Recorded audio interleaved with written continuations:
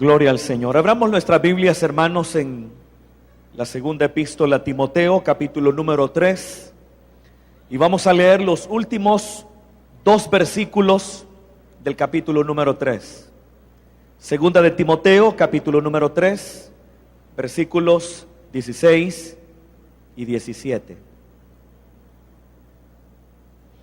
Gloria al Señor. Dice la palabra de Dios: toda escritura es inspirada por Dios y útil para enseñar, para redarguir, para corregir, para instruir en justicia, a fin de que el hombre de Dios sea perfecto, enteramente preparado para toda buena obra.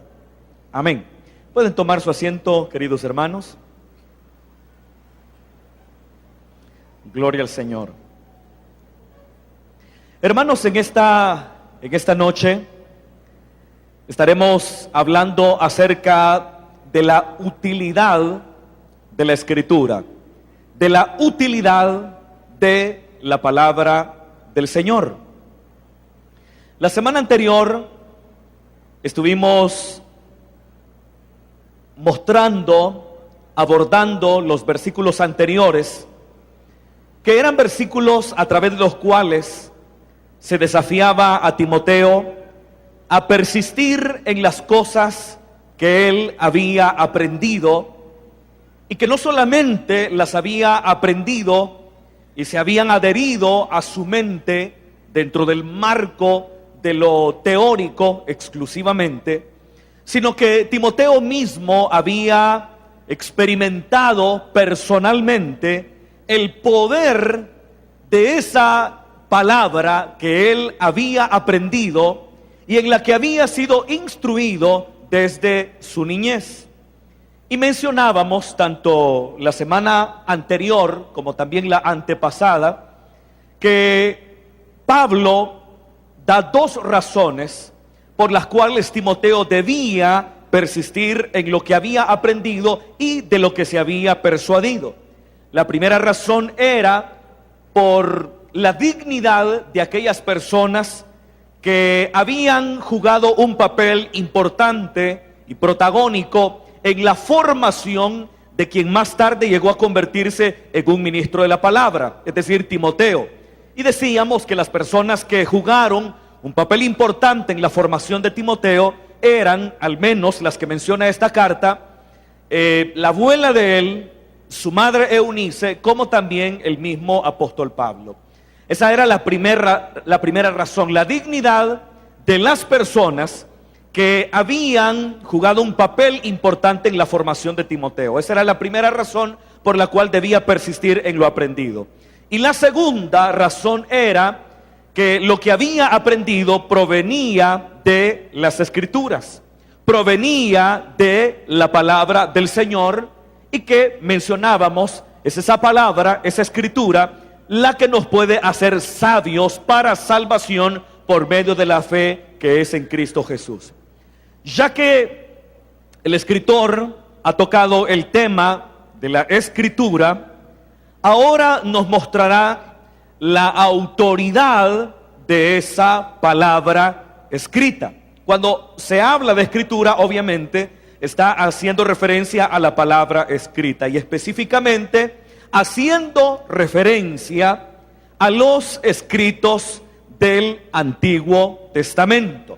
Sin embargo, ahora que nosotros ya tenemos definido el canon del Nuevo Testamento, este versículo número 16, que dice que toda escritura es inspirada por Dios, lo entendemos como un versículo que abarca también los 27 libros del Nuevo Testamento. Sin embargo, cuando se escribió segunda de Timoteo, todavía en el cristianismo primitivo no se había definido el canon de las Sagradas Escrituras en lo que atañe al Nuevo Testamento.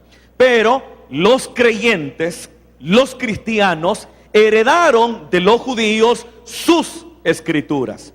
Por eso es que ahora nosotros tenemos tanto un antiguo pacto, que son 39 libros en nuestras Biblias, y el nuevo pacto, que son 27. Entonces aquí dice toda escritura, haciendo referencia a esas escrituras, a esa palabra que él había aprendido. Si bien es cierto, eran letras impresas en los materiales que se utilizaban en la época, no obstante era más que simplemente letra en papiro o letra en pergamino. Era la misma palabra de Dios, inspirada por el Espíritu Santo. Es decir, que el autor de esta carta está llamando a Timoteo para que se mantenga firme, para que se mantenga leal a esas escrituras, a esa escritura que él aprendió cuando todavía él era un niño. Escrituras también en las cuales siguió siendo formado cuando tuvo un encuentro personal con Jesucristo y fue de igual manera instruido bajo la cobertura apostólica de Pablo. Entonces, pero ¿qué dice esta porción de la Escritura acerca de las Escrituras? Dice que han sido inspiradas por el Espíritu Santo. El término griego que aquí nuestras Biblias traducen por inspirada es un término que no aparece en ninguna otra parte del Nuevo Testamento. Solamente aparece en este lugar. Entonces es interesante que se está haciendo mención a la Escritura como inspirada por Dios. Y la referencia a ese término griego, que ya lo dije, no se encuentra en ninguna otra porción de la Escritura o ninguna otra porción del Nuevo Testamento, es sumamente interesante. Y que por cierto está poniendo el acento en que la Biblia es la palabra de Dios. Es inspirada por el Espíritu Santo. Hermano, eso, la Biblia es un regalo maravilloso que Dios nos ha dado. ¿Cuántos creen eso, hermanos? La Biblia es un libro excepcional, porque no solamente la Biblia es divina, sino que también la Biblia es humana. Divina en el sentido que fue el Espíritu Santo quien guió a cada uno de sus autores. Y es humana porque el Señor utilizó a seres humanos comunes y corrientes para que expresaran lo que Dios quería que fuera expresado. Entonces eso es algo que debemos entender. No podemos decantarnos solamente al elemento divino de las Escrituras, ni tampoco solamente al elemento humano de las Escrituras. La palabra del Señor, la Biblia, la entenderemos correctamente cuando nosotros la percibamos como un libro que es tanto divino por cuanto ha sido inspirado por Dios, pero humano por cuanto Dios utilizó como instrumentos a hombres para que a través de los medios de los que ellos eran capaces pudieran expresar lo que Dios quería que ellos expresaran. Es como la persona de Jesús. Nosotros sabemos que Jesús es Dios, es todo Dios, pero también sabemos que es todo hombre. Pero entender a Jesús solamente en su lado divino y solamente en su lado divino, entonces estaremos entendiendo a medias la persona de Jesús. Y si nosotros entendemos a Jesús solamente viéndolo desde su lado divino, entonces de igual manera estaremos entendiendo a Jesús de manera incompleta. Jesús puede ser entendido cuando nosotros lo percibimos a Él como todo Dios y como todo hombre. Y su divinidad, como hemos dicho en otras oportunidades, no absorbe ni hace desaparecer su humanidad, pero tampoco su humanidad hace que se debilite su divinidad. Entonces, la Biblia es la palabra de Dios. No ha sido un libro que cayó literalmente del cielo escrito en español, sino que es un libro que fue escrito a lo largo de muchos siglos. Y claro, los instrumentos que Dios utilizó para expresar su palabra fueron instrumentos humanos, y cada uno de ellos tenía su propia cultura, cada uno de ellos tenía su propia manera de expresarse. Utilizaron de igual manera los géneros literarios de la época para poner por escrito la palabra de Dios. La Biblia es un libro en el que nosotros encontramos diversos géneros literarios. Es decir, que la verdad de Dios no ha sido expresada de una manera única, sino que, siendo que los instrumentos que Dios utilizó eran hombres, entonces Él se valió del conocimiento de esos hombres, de la cultura de esos hombres, del dominio que esos hombres tenían de los géneros literarios de la época. Por ejemplo, por mencionar un género literario, el género literario sapiencial, que tenemos libros como por ejemplo los Salmos, el libro de Job, el libro de los Proverbios. Ese era un género literario que se utilizaba mucho en Egipto y en Babilonia. Y siendo que los judíos tuvieron contacto con estas culturas, tanto la egipcia como la babilónica, también aprendieron de esas culturas, entre otras cosas, sus formas de escritura, sus géneros literarios. Es decir, que el género literario sapiencial, que es el género literario en que fueron escritos los libros, por ejemplo, de los Salmos, de los Proverbios, es un género literario que no tuvo su origen en Israel, sino que tuvo su origen en pueblos y en culturas mucho más antiguas que Israel, pero que los autores sagrados que eran parte del pueblo de Israel aprendieron esos géneros literarios y los usaron de manera magistral para que a través de ellos fuera expresada la palabra de Dios. Tenemos también el género literario poético también. Ahí tenemos el Cantar de los Cantares. Tenemos también el género literario histórico. Tenemos también el género literario apocalíptico, sobre todo que se muestra en los libros de Daniel, por ejemplo, y en los libros que se escribieron después del exilio. El género literario apocalíptico también no es un género literario que haya surgido dentro de Israel, sino que el género literario apocalíptico fue un género literario que también Israel aprendió de las culturas que estaban a su alrededor.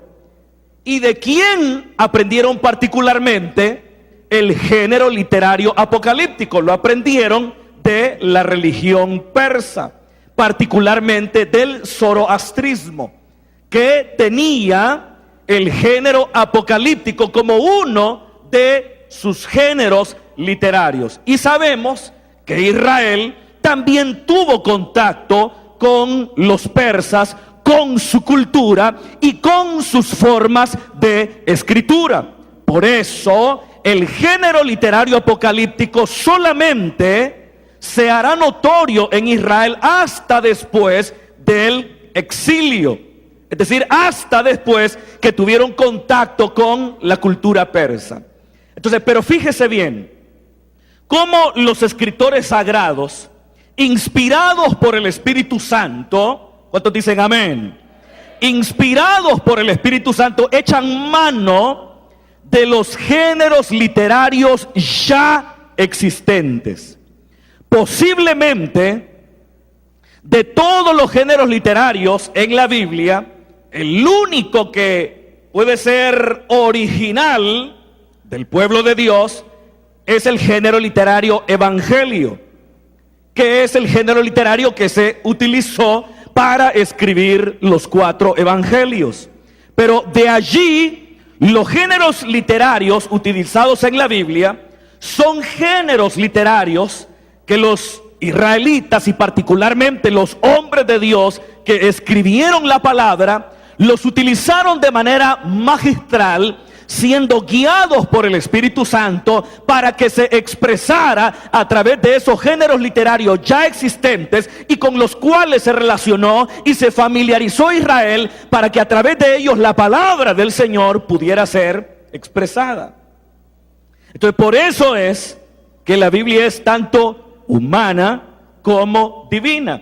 Y se expresó esa palabra utilizando diversos géneros literarios.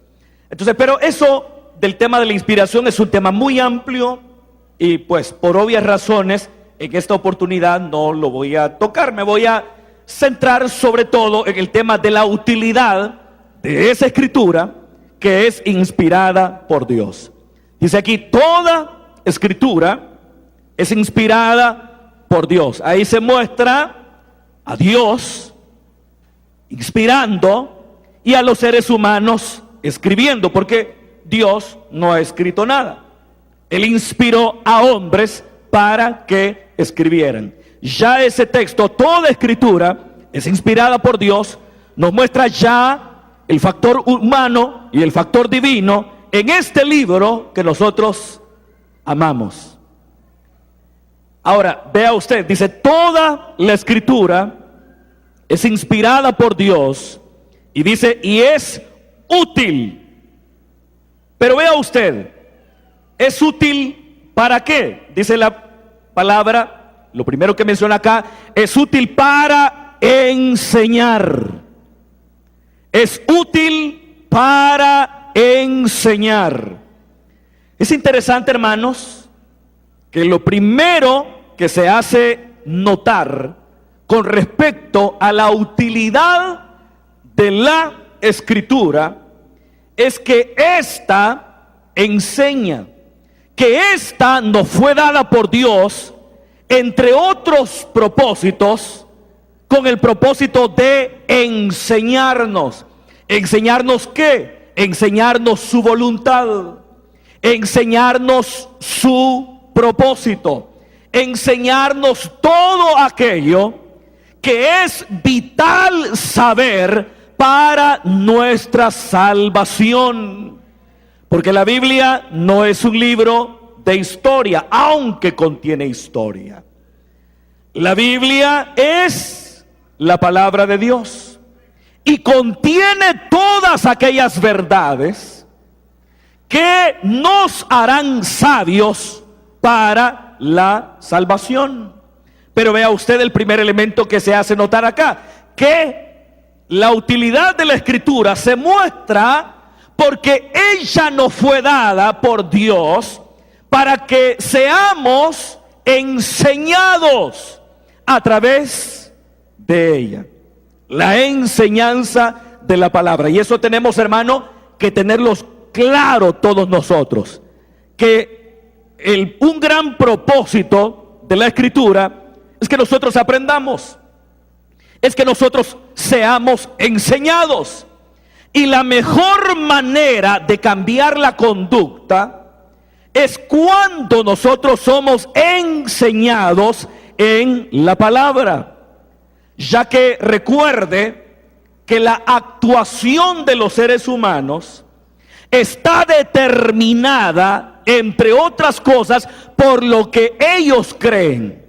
Todo lo que usted hace, lo hace en gran manera determinado por sus creencias, determinado por sus convicciones. Lo que come, lo que hace, lo que deja de hacer. Por quien vota, por ejemplo, ya que estamos en un periodo electoral, todo lo que hace, lo hace movido por sus creencias, lo hace movido por sus convicciones. Y si hay algo que nos puede cambiar y puede transformar nuestra vida, es cuando nosotros somos enseñados en la palabra, porque esa enseñanza va transformando nuestra manera de pensar. Esa enseñanza va transformando nuestra manera de creer. Y cuando nuestras convicciones, cuando nuestra manera de pensar está siendo cambiada por la palabra, entonces de manera espontánea también vendrá el cambio de vida. Hace muchos años atrás leía algo que me resultó interesante, y bueno, y tan interesante es que aunque han pasado 10 años, no lo he olvidado. Y este escritor decía que muchas veces nosotros los predicadores gastamos tantas energías gritándole a la gente para que cambie. Les atacamos, algunas veces quizá hasta les ofendemos, pero muchas veces como predicadores atacamos a las personas. Él decía eso. Simplemente estoy mencionando lo que decía este autor. Decía, muchas veces los predicadores gastan mucha energía atacando a las personas y atacando a sus acciones. Pero él sugería que lo mejor sería enseñarle a esa gente la palabra de Dios. Porque enseñándoles la palabra de una manera completa e integral, la mentalidad de esas personas cambiará. Y si la mentalidad de esas personas cambia, entonces también sus actuaciones empezarán a cambiar y a conformarse cada vez más a lo que Dios espera que nosotros hagamos. Entonces, y yo no digo, algunas veces como predicadores tenemos buenas intenciones y estamos tirando duro. Yo no digo que la palabra fuerte, la palabra dura esté mal, de ninguna manera. Lo que quiero decir es que algunas veces nos centramos en el ataque a lo que la gente hace. ¿Me escucha, hermano? Nos centramos en atacar lo que la gente hace en lugar de enseñarles de forma integral lo que el Señor dice en su palabra. Claro, hay gente que de ni un modo ni de otro cambia, hermano. Ni reprendidos duramente, ni tampoco instruidos de manera integral. Pero si hay algo que producirá cambios sólidos en la vida, es cuando estos tengan lugar como resultado de un cambio de mente a través de esa iluminación de la palabra de Dios. Porque de pronto usted puede cambiar porque lo reprendieron duramente y usted empieza a cambiar. Pero posiblemente para muchos ese será un cambio temporal, porque cambió como resultado de la presión, cambió como resultado de la reprensión, cambió como resultado del regaño, y que fue bueno, y empieza a cambiar y empieza a ir en la dirección propuesta por quien le llamó la atención, por quien lo regañó, por quien lo sinvergüenció. Pero llegará un momento en que la actuación de esta persona, hombre o mujer, enfrentará situaciones que pondrán a prueba si su actuación está fundada en una mente transformada por la palabra, o si está fundada en el temor que se le infundió producto del regaño o producto de alguna especie de reprensión. Y es ahí cuando muchas veces la gente deja de hacer lo que por un tiempo hizo. Cuando se enfrenta a situaciones determinadas, abandonan esa conducta correcta que llevaban.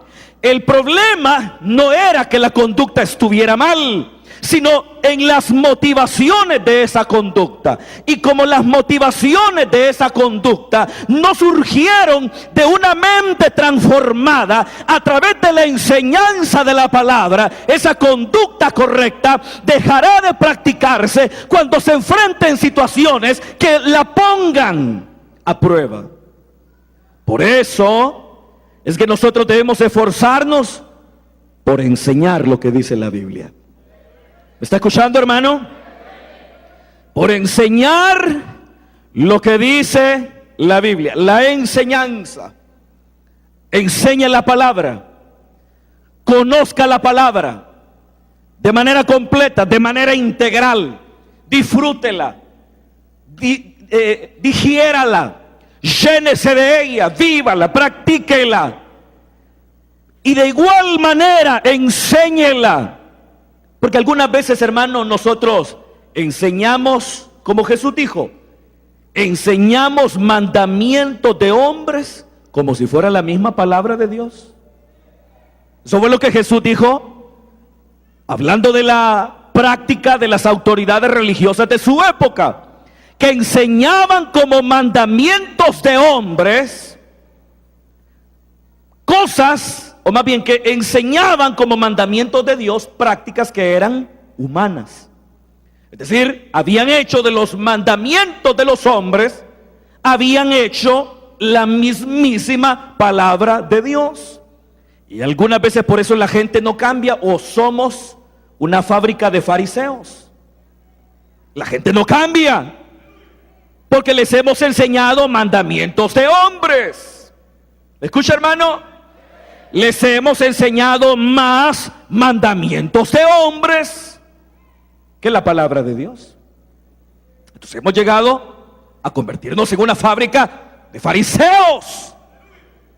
Pero si hay algo para lo cual es útil la palabra, es para enseñarnos. Es para enseñarnos. Dejémonos primero que la palabra nos enseñe a nosotros. Dejemos que sea Jesús, que sea la palabra, que sea el Espíritu Santo, que sea la Biblia quienes primero nos enseñan a nosotros, para que vivamos de acuerdo a la voluntad de Dios. Déjese transformar por la palabra. ¿Me escucha, hermano? Déjese transformar por la palabra, porque enseñado por la palabra, entonces su vida cambiará. Y todas las cosas que haga irán en la dirección que Dios pide, que Dios manda, por cuanto hemos sido enseñados por esta palabra que es inspirada por el Espíritu Santo. Enseñemos la palabra. Los líderes de niños, los líderes de jóvenes, los líderes de adultos, enseñémosle a los miembros de nuestras células la palabra del Señor. Enseñémosles la palabra. Algunas veces quizás nos quejamos porque la gente no cambia, porque la gente no se sujeta a nuestras disposiciones. Hagamos un esfuerzo y sigámosles enseñando la palabra. Cambiemos su manera de pensar a través de la palabra, porque cambiando su manera de pensar a través de la palabra, estas personas actuarán de manera diferente. Eso es lo que quiere decir etimológicamente la palabra arrepentimiento. La palabra arrepentimiento viene de una raíz griega que es la raíz griega metanía. Y metanía es un término compuesto de dos palabras: cambio o mente o después. En otras palabras, un cambio de mente. ¿Qué quiere decir arrepentimiento etimológicamente hablando? Arrepentimiento es cambiar la manera de pensar. Y claro, en la palabra arrepentimiento va implícito también el cambio de conducta. Pero vea usted, la palabra metanía, que nuestras Biblias traducen arrepentimiento, no se traduce literalmente cambio de conducta, sino cambio de mente, cambio de pensar.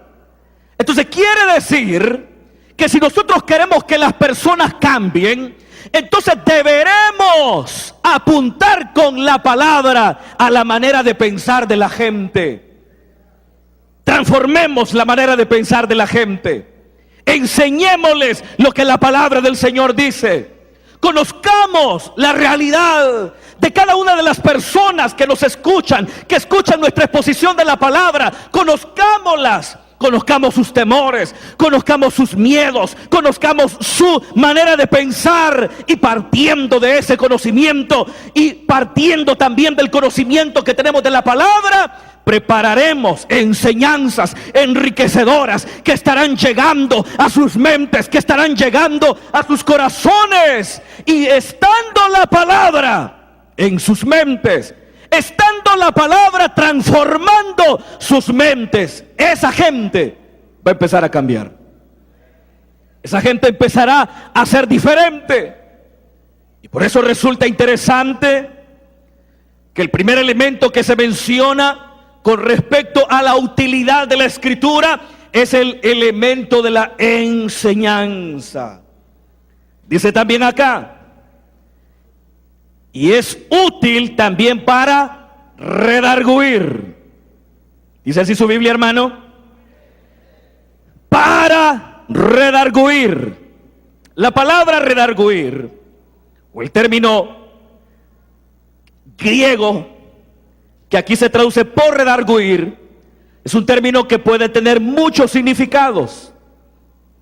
Incluye la idea de reproche, la idea de reprensión, la idea de convencer, como también la idea de refutar.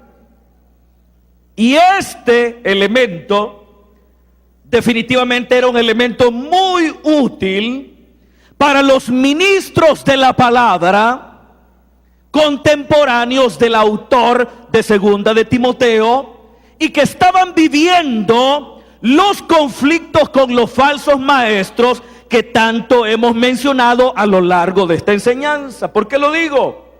Porque la palabra también puede ser útil para refutar el error. Escucha, hermano, porque para nosotros la palabra es la autoridad máxima. Amén. Para nosotros la Biblia, la palabra de Dios, es la autoridad máxima. Entonces, ¿cómo podemos vencer el error? ¿Cómo podemos saber que algo es un error? ¿Cómo podemos saber cuando una enseñanza está en el camino correcto, está en la línea de lo que Dios ha transmitido a través de los hombres que Él inspiró a través de su Espíritu Santo para escribir? ¿Cómo lo podemos saber? Conociendo la palabra. Conociendo la palabra de Dios, y ella nos puede ayudar para refutar el error, pero también nos puede ayudar para convencer, porque en esta comunidad paulina receptora de Segunda de Timoteo habían engañadores que estaban, por supuesto, enseñando falsas doctrinas. Y es ahí donde a los ministros de la palabra en esas comunidades les sería de utilidad la Escritura. ¿Para qué? Para refutar sus errores. Pero también en esas comunidades paulinas, debido a la acción de los falsos maestros, habían personas que estaban confundidas. ¿Me oye, hermano? Habían personas que estaban confundidas, que ya no sabían si creer a los ministros de la palabra que seguían las enseñanzas del apóstol Pablo, o si creer a los falsos maestros que habían surgido dentro de la comunidad.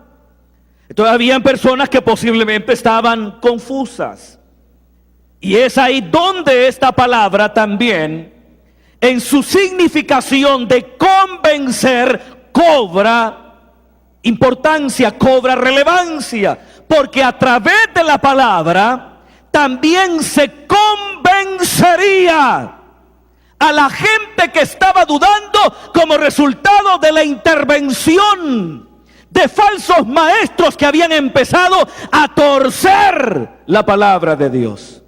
Serían convencidos ¿a través de qué? A través de la palabra.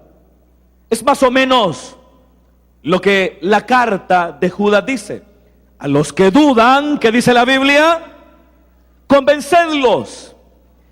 A los que dudan, convencedlos. En más de alguna oportunidad nos vamos a encontrar a hermanos confundidos, que se encontraron con los testigos de Jehová, que se encontraron con los mormones, que se encontraron con los solo Jesús, que se encontraron con alguien que les planteó, usando textos bíblicos,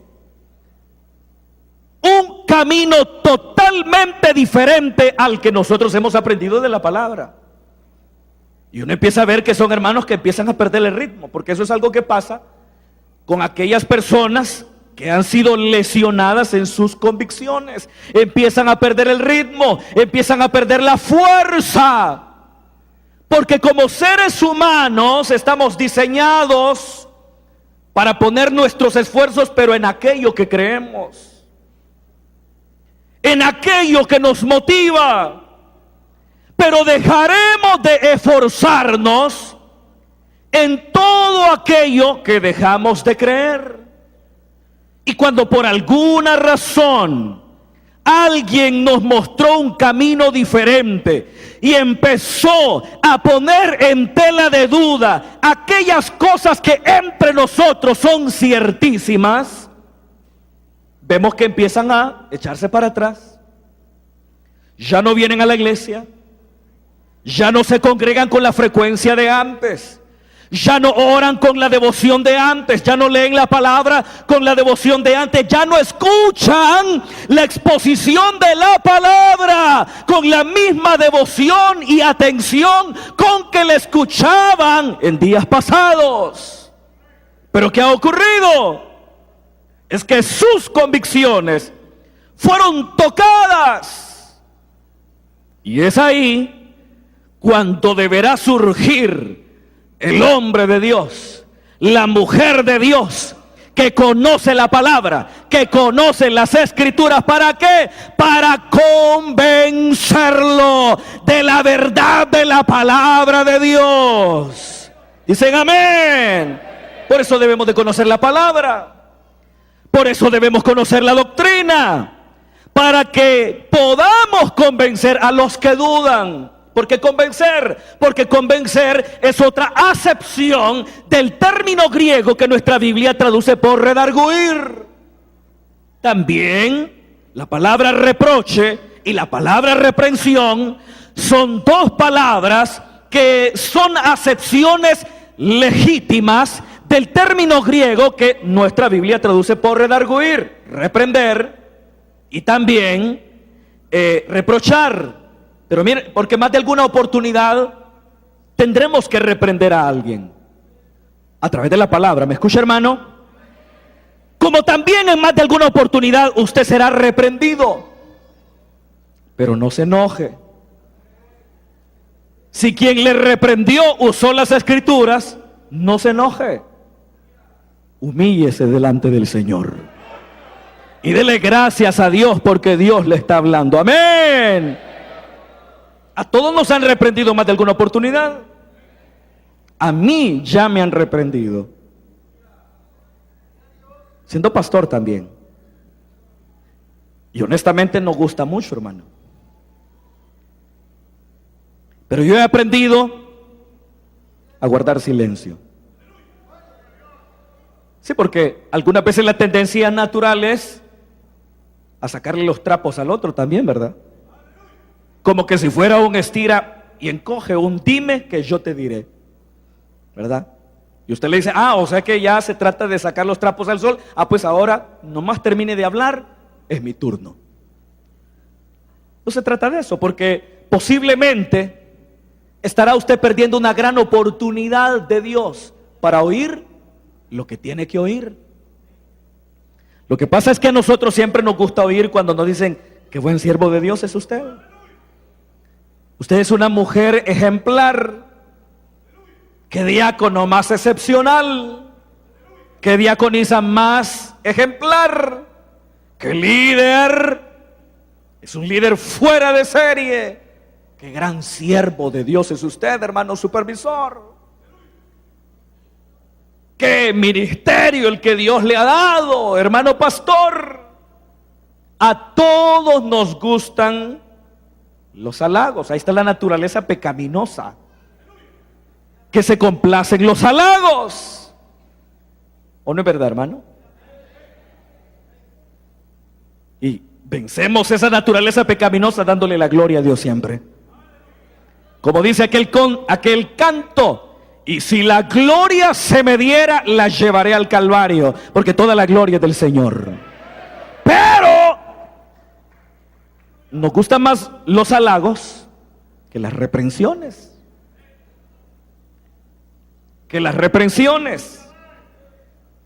Pero posiblemente lo que ese hermano, esa hermana nos dirá, es lo que desde hace ratos necesitamos escuchar.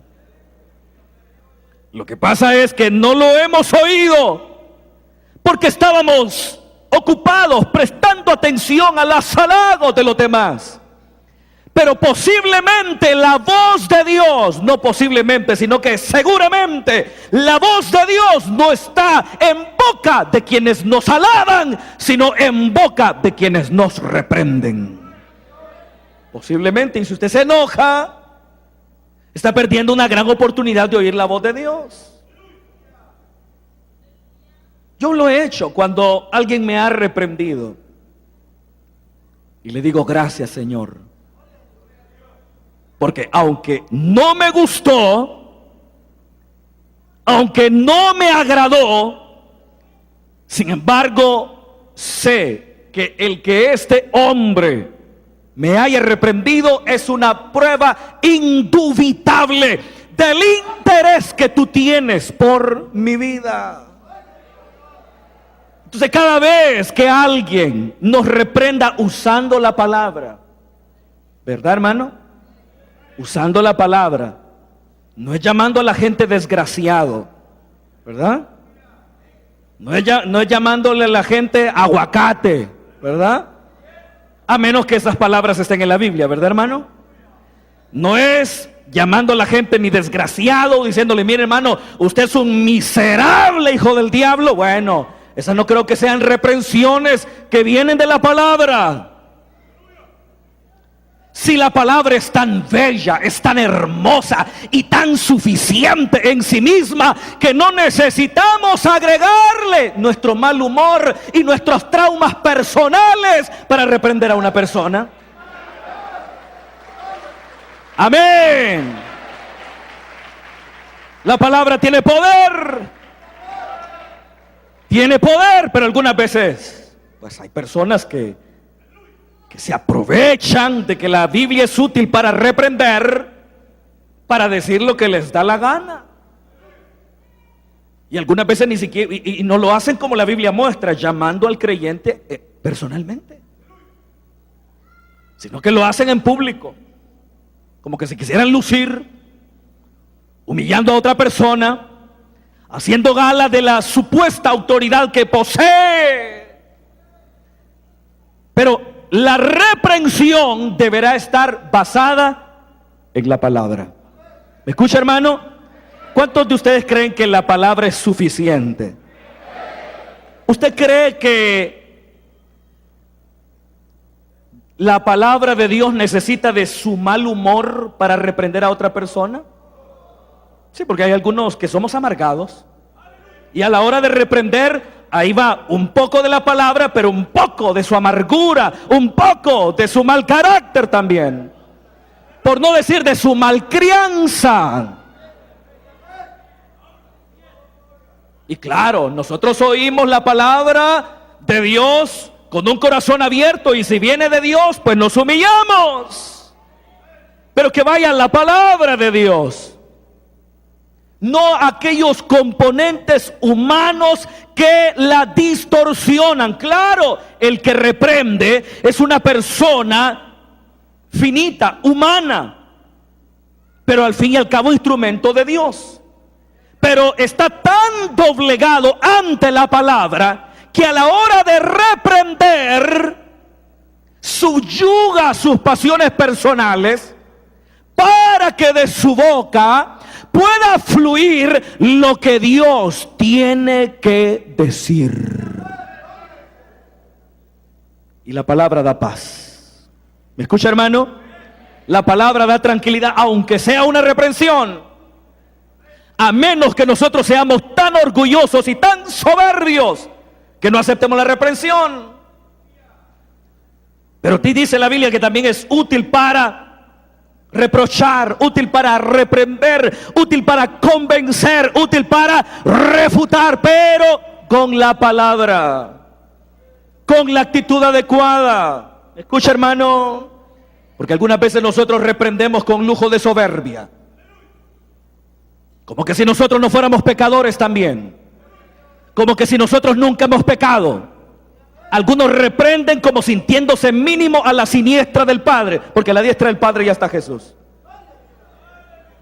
Algunos reprenden como que si fueran santos en su totalidad, cuando la Biblia dice en la carta a los Gálatas que si alguien ha sido sorprendido en alguna falta, vosotros que sois espirituales, restauradle con espíritu de mansedumbre, considerándote a ti mismo.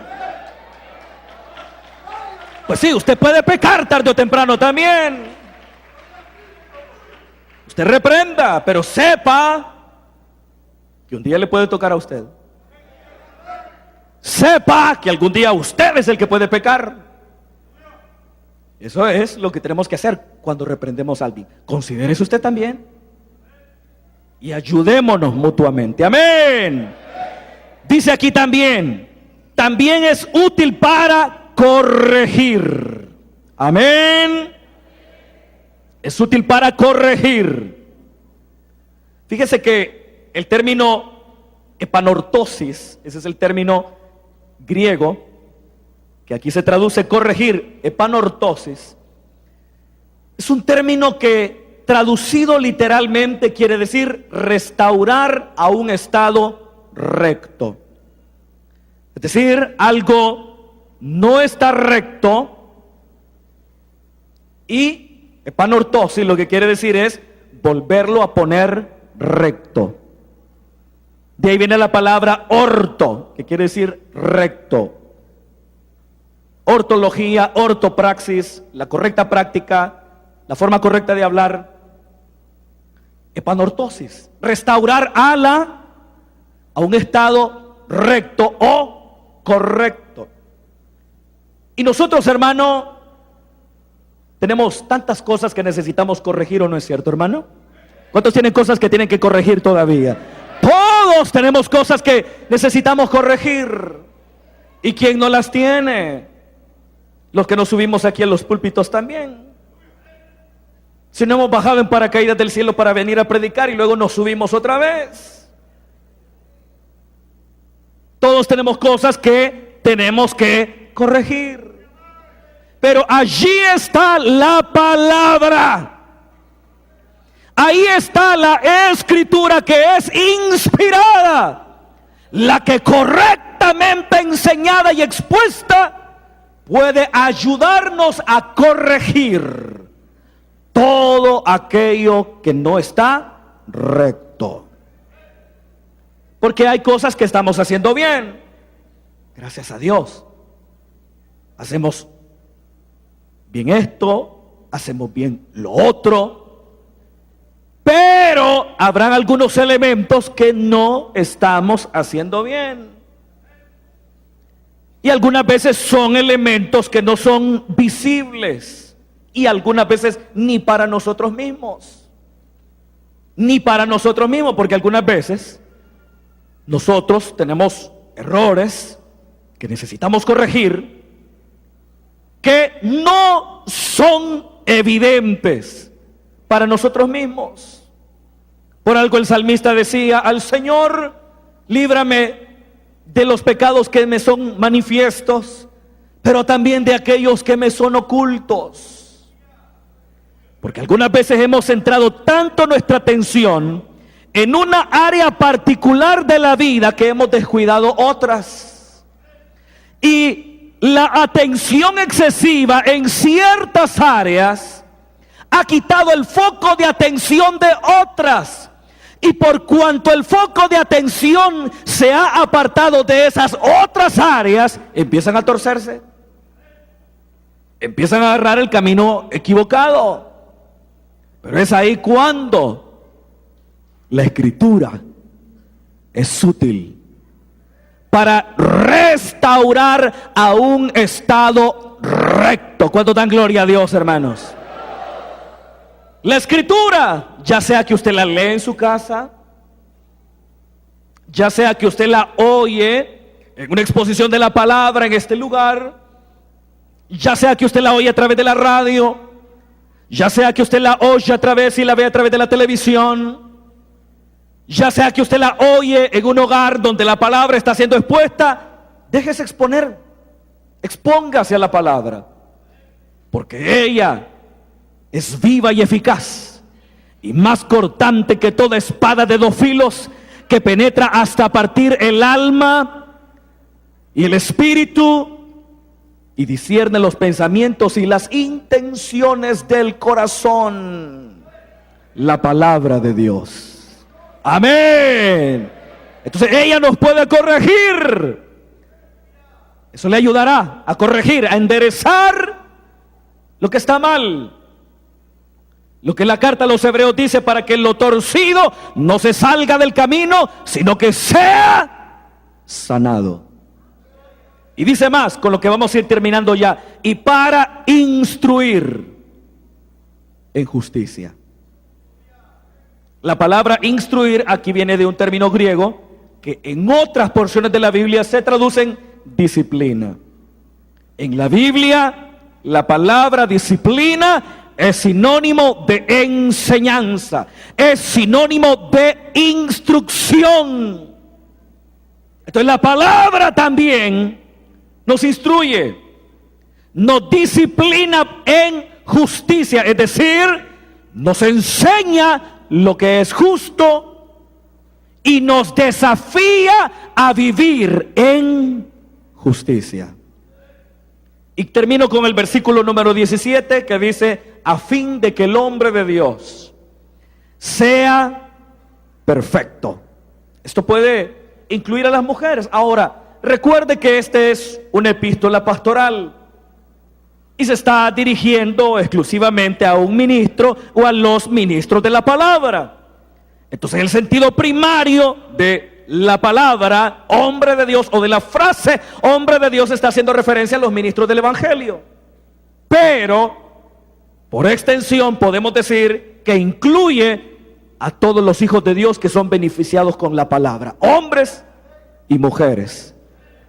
Porque la palabra nos hace perfectos y enteramente preparados para toda buena obra. Mire qué maravilloso todo lo que la Biblia puede hacer por nosotros, hermano. Mire qué maravilloso todo lo que la palabra de Dios puede hacer a favor nuestro para transformarnos y cambiarnos. Así que gloria a Dios por eso, amén. Que Dios nos ayude a dejar que la palabra nos transforme y pueda influir en nuestra vida de forma cada vez más creciente. Vamos a orar y vamos a dar gracias a Dios. Aleluya. Gloria al Señor. Mientras todos están orando al Señor, quiero en esta oportunidad hacer una invitación a alguna persona, a toda persona que en esta hora quiere darle su vida a Jesús por primera vez o se quiere reconciliar. El tiempo es breve para hacer este llamado, así que toda persona que en esta hora quiere darle su vida a Jesús por primera vez o se quiere reconciliar, yo le invito para que allí donde se encuentra levante su mano en señal que tiene el deseo de entregarse al Señor, que tiene el deseo de convertirse a Cristo. Si usted nunca se ha entregado al Señor, si nunca le ha dado su vida a Él, esta es una buena noche para venir al Señor, para pedir su perdón, para pedir su misericordia. También, si hubiese alguien acá que habiendo conocido la palabra de Dios se apartó y que ahora está lejos, pero que ahora que ha venido a este lugar puede sentir el llamado de Dios al arrepentimiento, a la restauración, le pido también que levante su mano y diga: yo quiero hoy venir a Cristo. Mientras continúo con el llamado en este local, quiero aprovechar este breve espacio también para dirigirme a usted que nos está viendo a través de la televisión. Estas 2 últimas semanas hemos estado reflexionando acerca de la Escritura. La semana pasada veíamos que la Escritura nos hace sabios para salvación. Las Escrituras, si bien es cierto, nos reprenden, nos redarguyen, nos instruyen, pero sobre todas las cosas nos guían hacia Cristo. Y esta palabra que usted ha escuchado en esta oportunidad es una palabra que Dios le ha dado con el propósito que usted vaya a Cristo. Toda la Escritura apunta a una sola persona, y esa sola persona es Cristo. Le invitamos en esta noche para que le entregue a Él su corazón. Gloria al Señor. Si no hay nadie más, si no hay nadie, entonces en esta hora vamos a dar gracias a Dios por su misericordia. Padre, que estás en los cielos, te damos gracias en esta noche por tu palabra. Ayúdanos para estrechar nuestra relación con ella, para que podamos de esa manera ser bendecidos y ser transformados para la gloria y la honra de tu nombre, en el nombre de Cristo. Gracias, Padre. Amén.